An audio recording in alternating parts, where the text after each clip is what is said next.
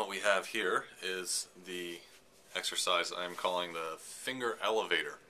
And this exercise is great for building lateral strength and finger independence, strength moving this way across the fingerboard so that doing things like this are not an issue.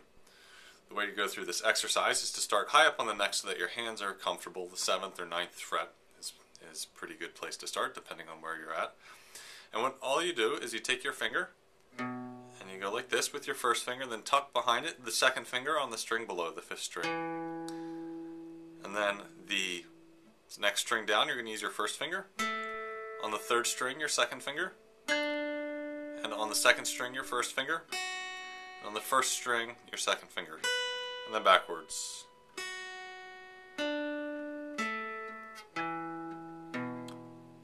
So you're just moving across the strings laterally here.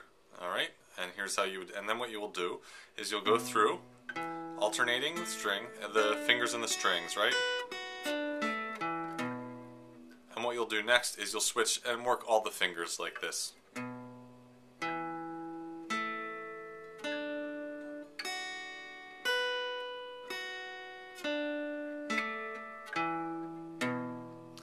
And finally your 3rd and 4th fingers, these can be tricky for people.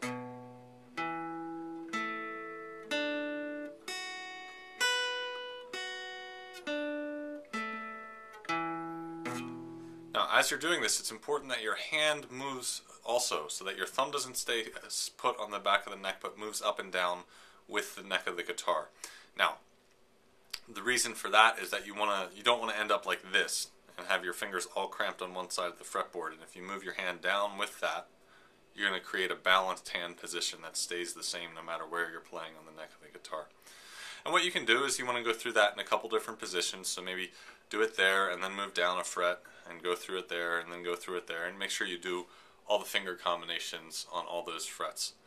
Alright, and that's a lateral finger exercise. We'll have others that will be a little more difficult, but first work with this one and get your fingers a little bit stronger and more independent.